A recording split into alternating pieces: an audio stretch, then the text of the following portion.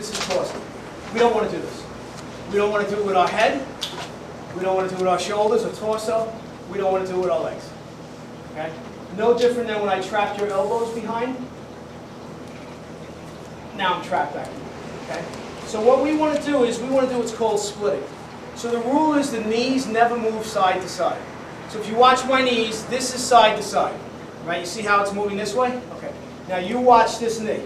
This knee is going to stay on this line. And it only goes down. As this knee goes down, this knee comes up. So here, in here, this is called the quad. Right? Inside your crotch here is the quad. So in here, we want to be very, very stretched. Okay? This is what most Westerners have trouble with. Okay? And even Asians now, because times have changed. Okay? So we want in here to be very flexible. So as this knee goes down, this knee comes up. As this knee goes down, this knee comes up. Now watch my head. My head never moves. So you're never seeing this. The head stays in space and everything rotates around my spine. So if you watch this part of my body, it's not moving. It's just turning. Turning. Turning. Okay? Now, having said that, it's not the easiest skill in the world to get. However, if you get it, you will look to only move like that. And here's a couple of good reasons. One, if you split properly, your knees do not exist. So you're eliminating knee issues because they're not there. They don't exist. Okay? So you also can begin to generate power and also receive power. One of the reasons I can handle a guy your size, Jimmy's size, your size, you're pushing against me, right? So, you know, from a scientific standpoint, you say, how can I not push him over? I have more mass than him, right? It doesn't make sense, right? It's the alignment of my body. By aligning my body in a certain way, my body becomes extremely powerful, okay? So for instance, right?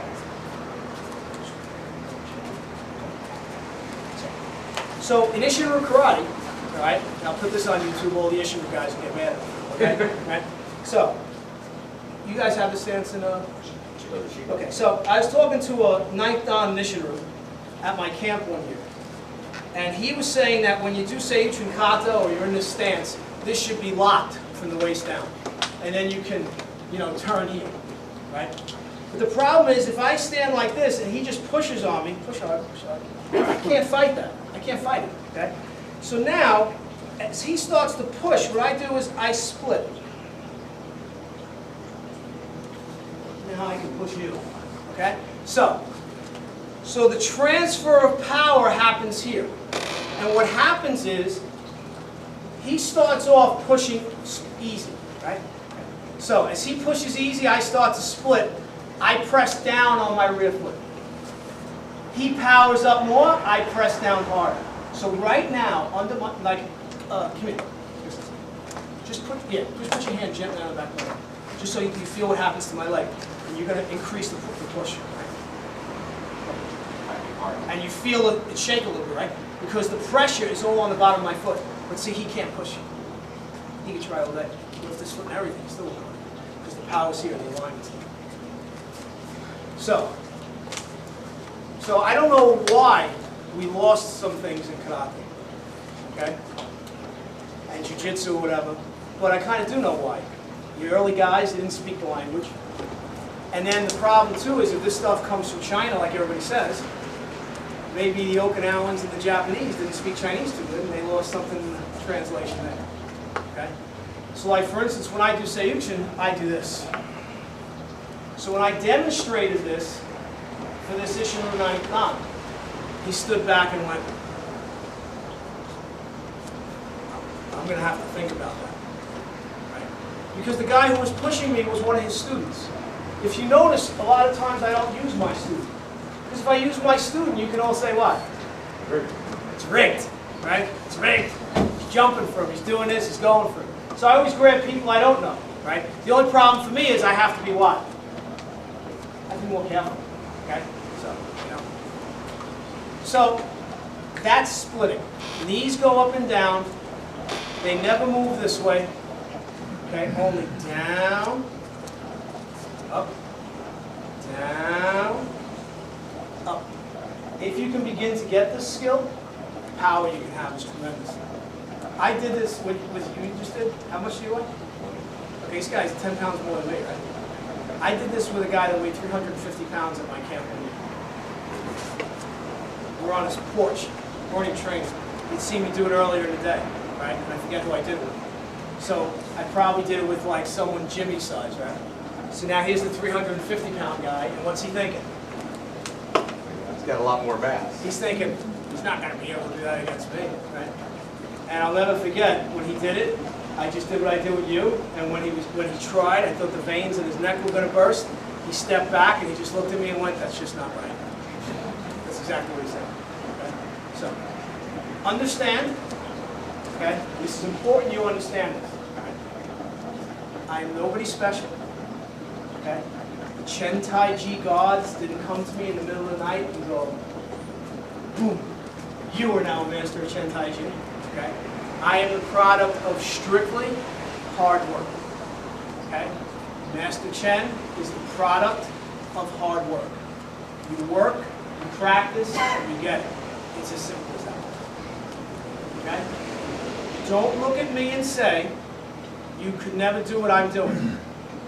Because all you're saying is, I'm not willing to work hard enough to do what he's doing. Okay? Everybody can do what I'm doing. It's just a question of working at it. Is it hard? Yeah. Okay. But the reward, high. So the difficulty level is high, but the reward is high, really.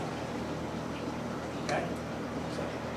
So also what I've done today for all of you is I've ruined you in Tai Chi. Because now you're going to look at other people doing Tai Chi, and you're going to go, that's not what he was doing. And if you're a karate guy and you push with them and they can't handle you, they're going to start making excuses or saying, the reason I can't push you is because your chi isn't in sync with my chi. Okay? This is all nonsense that people use as a smoke screen when they don't have ability. You either have ability or you don't. Okay? So, it's as simple as that. All right? Any questions? No questions. Just to make you feel better, I'm almost always at my Sunday Tai Chi class.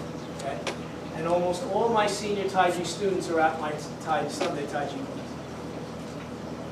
Every Sunday when the class is finished, this is how they walk out.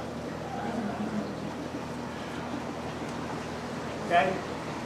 So, we talked last night about levels. We talked about levels last night of ability. So you learn the basic circle. Master Chen says, good, keep doing it. Then a year later he comes in, does the circle completely different. Shows you now, okay, oh good, all right, now we got to do this. And it becomes much harder. Comes in a year later, changes it again. So like I'm at, let's say, level 10 with the circle, and Jimmy's at level 3 or 4. So when I'm doing circles, I'm not actually doing the circles the way I do. I'm doing them so you can see what I'm doing. Because later on, there's no movement in the knees. Okay? So I just told you the knees go up and down, right? Okay. So. Just drop down on one knee. Put a hand on each knee. Okay? And you're gonna feel it, right? Down. You say relax. Just see I go up and down, right? See your hand goes down, this one comes up. Okay, now. Fingers. Pointy fingers. Okay? Right. You hold it up. Okay? Ready? Now my knees aren't moving. What's moving? My internal body, right? You feel it, right? And what's it doing? It's going up and down. So later on what happens is you don't see the knees move. So what happens is you watch Master Chen on YouTube, you don't see his knees move, you think what? You think there's nothing moving. Now 2 years ago I couldn't do that. So I couldn't show it. But now I can do it and people feel it. Weird, right? Yeah. Okay? So, yeah, you know, I don't know what to tell you, you know? It's just if you train and do the form properly, you definitely will get ability. The key is the form. The form is everything.